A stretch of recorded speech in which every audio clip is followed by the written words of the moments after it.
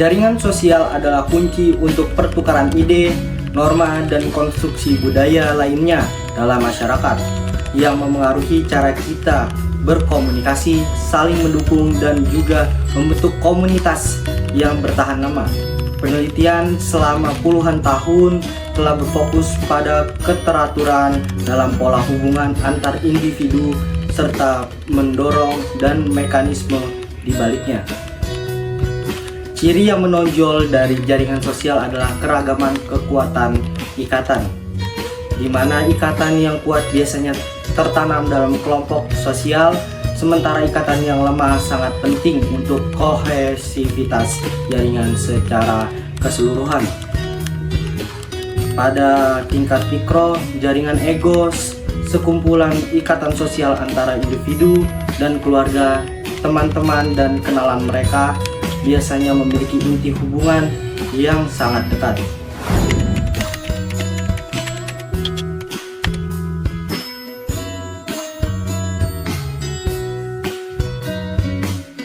Yang pertama, level aktor, posisi alter ego pada jaringan utuh, complete network. Level aktor berkaitan dengan bagaimana posisi aktor node dengan aktor lain dalam jaringan sosial, sementara pada jaringan ego network, level aktor memusatkan perhatian pada bagaimana posisi aktor ego dengan aktor lain alternya. Pada jaringan ego, kita tidak berbicara mengenai jaringan secara keseluruhan, tetapi hanya jaringan yang melibatkan aktor ego. Dalam hal ini, ego dan alter ada 3 pengukuran yang banyak dipakai pada level aktor: ketertutupan jaringan network closure, celah struktural holes, dan kekuatan ikatan di strength. Ketertutupan jaringan network closure ini adalah ukuran yang berkaitan dengan bagaimana alter dan ego berinteraksi satu sama lain. Aktor ego dapat berada dalam jaringan tertutup atau terbuka. Jaringan tertutup menunjukkan kohesivitas di antara aktor dalam jaringan ego, dengan sedikit atau tidak ada relasi alter ego dan alter-alter. Gambar berikut menunjukkan perbedaan antara jaringan terbuka dan tertutup. Sebelah kiri, hanya B dan D memiliki relasi antar alter dalam jaringan terbuka. Aktor ego A mengenal alter B, C, D, dan E, tetapi alter tidak saling kenal atau berinteraksi dengannya. Ini berbeda dengan gambar di sebelah kanan, di mana aktor ego A berinteraksi dengan alter B, C, D, E, dan E serta satu sama lain. Celah struktural holes, ukuran celah struktur berhubungan dengan posisi aktor dan alter sebagai ketertutupan jaringan dan menunjukkan posisi aktor yang paling baik. Namun celah struktur bertindak dengan cara yang berbeda terhadap ketertutupan jaringan.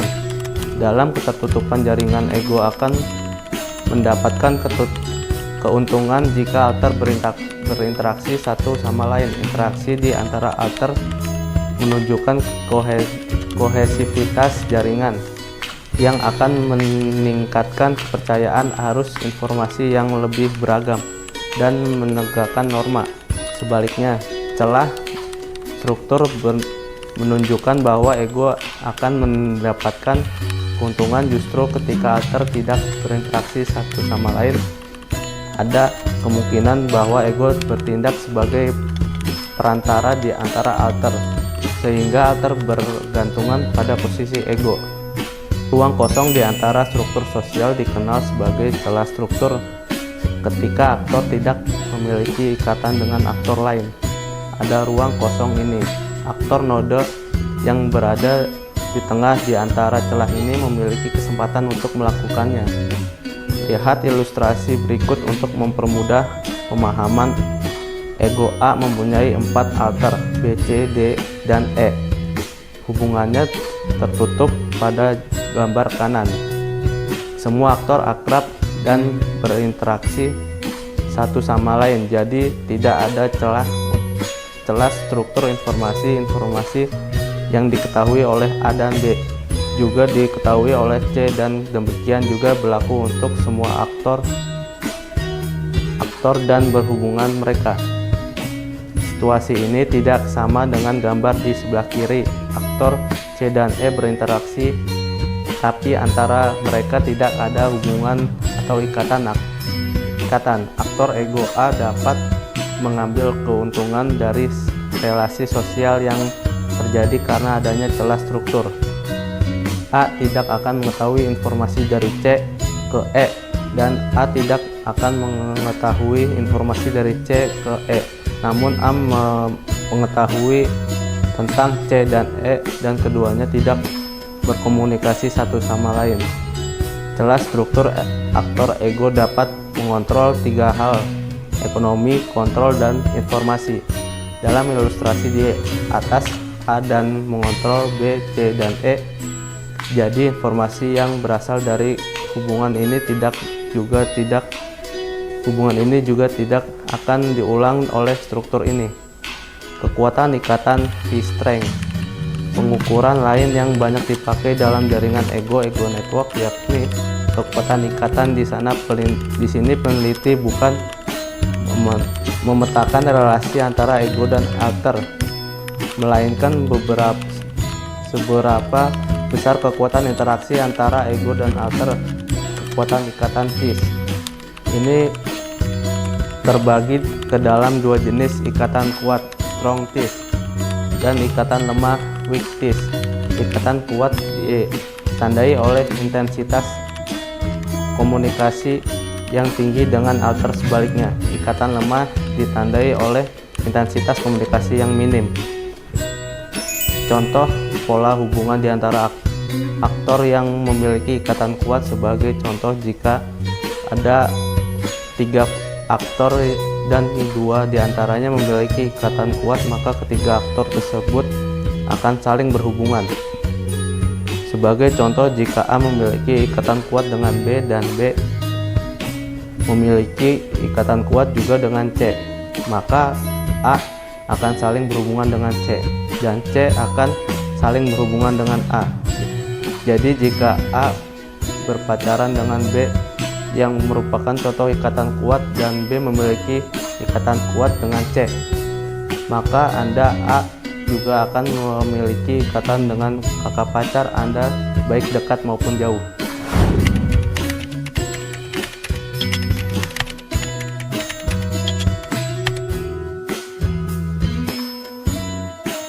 Level kelompok, pola relasi aktor ego dalam kelompok atau grup. Dalam level kelompok, jaringan ego terutama dipakai untuk menggambarkan pola dan bentuk hubungan antara ego dan alter dalam kelompok. Terdapat 3 ukuran yang paling umum digunakan adalah analisis Broker atau Brock-Agree, homophily, dan kesetaraan posisi atau structural equivalence. Analisis Broker menggambarkan posisi ego sebagai broker di antara alter, sedangkan analisis homophily mengidentifikasikan persamaan atribusi antara ego dan alter. Kesetaraan posisi juga dikenal sebagai kesetaraan struktural, digunakan untuk mengidentifikasi persamaan ego dan alter. Kesamaan posisi struktural yang berbeda dengan analisis homophily digunakan untuk menentukan apakah aktor memiliki posisi struktural yang sama dalam jaringan. Yang pertama ada analisis Broker, berbeda dengan celah struktur yang telah dibahas sebelumnya, di mana posisi ego dikaitkan dengan alter dalam jaringan, tetapi analisis Broker fokus pada posisi ego di antara aktor dalam kelompok. Apakah aktor lain dalam kelompok yang sama atau berbeda dengan ego? Menurut Sarna dan Gold, terdapat 5 kemungkinan posisi ego sebagai perantara sebagai berikut. Pertama, broker koordinator, juga dikenal sebagai broker lokal. Aktor yang bertindak sebagai broker berasal dari satu kelompok dan aktor lain yang dimediasi berasal dari kelompok lain. Kedua, broker konsultan. Broker jenis ini tidak seperti broker koordinator. Broker konsultan tidak berasal dari kelompok yang sama dengan aktor yang dimediasi. Ketiga, broker perwakilan. Aktor yang memainkan peran broker perwakilan berkomunikasi dengan pihak atau aktor lain. Seorang aktor yang dapat diminta oleh satu atau beberapa anggota kelompok untuk mewakili kelompok dalam komunikasi dengan pihak luar. Keempat, ada broker penjaga gerbang. aktor menyaring informasi dari luar kelompok. Kelima, broker penghubung. Aktor-aktor ini tidak berasal dari kelompok yang sama, baik broker maupun aktor lain berasal dari kelompok yang berbeda. Kedua, ada analisis homofili. Bertujuan untuk menentukan tingkat kesamaan antara alter dan ego, analisis homofili sangat penting karena dapat menjelaskan apakah jaringan ego terdiri dari aktor dengan karakteristik yang sama atau tidak. Ada dua jenis homofili. Perbedaan antara kedua jenis homofilia terletak pada sumbernya. Pertama, homofilia status yang mencakup kesamaan berdasarkan latar belakang seperti agama, etnis, umur, jenis kelamin, dan asal kelahiran. Kedua, homofilia nilai yang mencakup kesamaan berdasarkan nilai-nilai seperti religiulitas, pekerjaan, pendidikan, pandangan sosial, dan perilaku. Homofili status bersumber pada sesuatu yang diberikan, relatif dan tidak selalu dapat diubah oleh seseorang. Sebaliknya, homofili nilai bersumber pada nilai-nilai, bukan sesuatu yang diberikan. Homofili biasanya diteliti dalam kelompok. Peneliti melihat seberapa dekat persamaan aktor dalam kelompok. Terdapat dua kategori kelompok. Yang pertama, kelompok instrumental yang dibentuk oleh kepentingan atau tujuan tertentu, misalnya pekerjaan, organisasi, dan lain-lain. Kedua, kelompok ekspresif yang dibentuk tanpa kepentingan atau tujuan tertentu, individu yang bergabung dalam kelompok karena perasaan atau emosi yang sama, bergabung dalam kelompok seperti kelompok pertemanan. Selanjutnya, ketiga, ada kesetaraan posisi atau structural equivalence. Sangat mirip dengan analisis homofili. Pengukuran kesetaraan posisi bertujuan untuk menemukan persamaan antara ego dan alter. Dalam analisis homofili, karakteristik yang dilihat antara aktor adalah jenis kelamin, suku, agama, etnis, atau karakteristik lain yang relevan dengan penelitian. Namun, pengukuran kesetaraan posisi yang diidentifikasi adalah kesamaan dalam struktur jaringan. Apakah aktor memiliki posisi struktural yang sama dalam jaringan? Kesetaraan posisi dihitung dengan menghitung kelas aktor yang berada pada posisi yang setara. Relasi antara aktor dalam jaringan sosial menentukan posisi yang setara ini. Ilustrasi di bawah ini, bayangkan karyawan dari A hingga I bekerja di suatu perusahaan. A adalah direktur, dan B ialah manajer, dan E ialah staf. Meskipun B dan D bekerja di jabatan manajer yang sama, B dan D berbeda dalam jaringan pekerjaan mereka. Dan C memiliki posisi struktural yang sama, sedangkan staf memiliki posisi yang berbeda. Dalam jaringan ini, 5 kelas dapat diidentifikasi: A, B, D, C, E, F, H, I, dan G.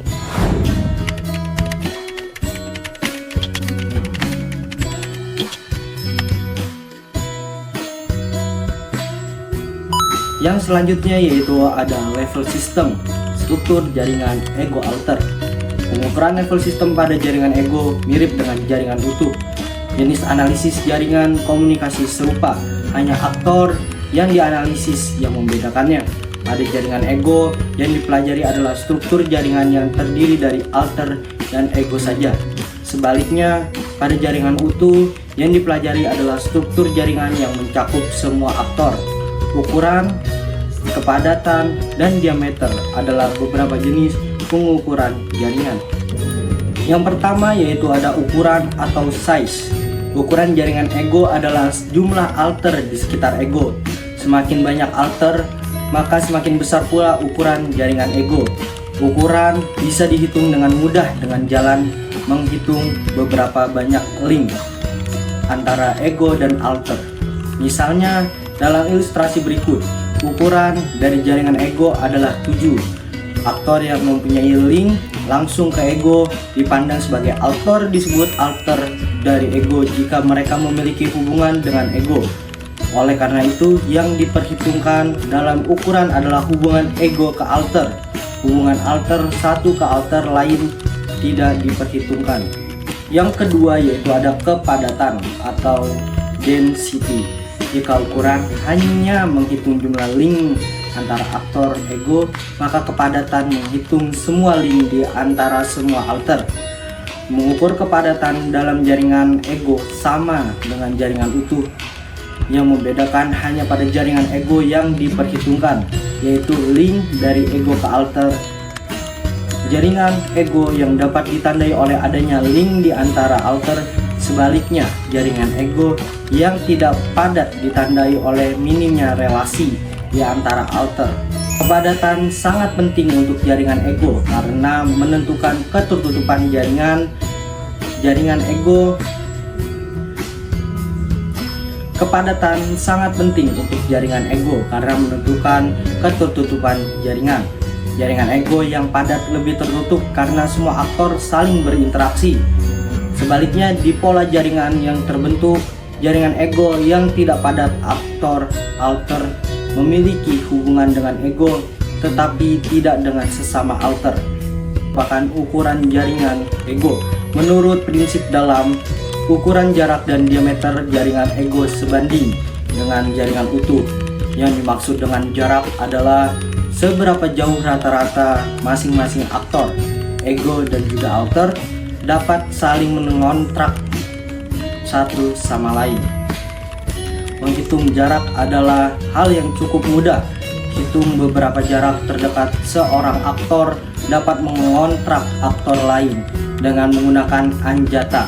Jika ada beberapa rute alternatif, rute terdekat yang dipilih.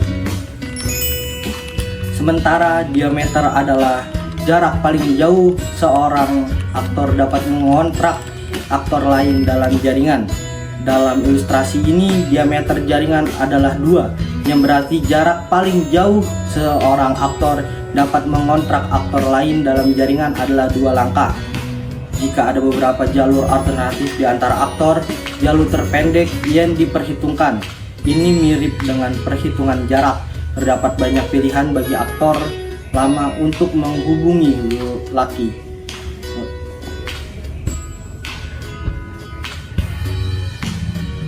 Terdapat banyak pilihan bagi aktor Ima untuk menghubungi Lucky. Ima dapat menghubungi Andi, yang kemudian Andi dapat menghubungi Lucky. Secara langsung, alternatifnya Andi dapat menghubungi Lucky melalui Siti atau Edi sebagai ego. Jika ada beberapa rute alternatif yang dipertimbangkan, jalur terpendek yang akan dipilihnya. Demikian presentasi dari kelompok kami. Kami berharap materi yang telah kami sampaikan bisa menambah wawasan dan juga bermanfaat bagi kita semua yang menyaksikan video ini. Kami dari kelompok 9 mengucapkan mohon maaf apabila ada kekurangan dan juga kesalahan. Terima kasih banyak atas perhatiannya dan waktunya yang telah diberikan. Wassalamualaikum warahmatullahi wabarakatuh.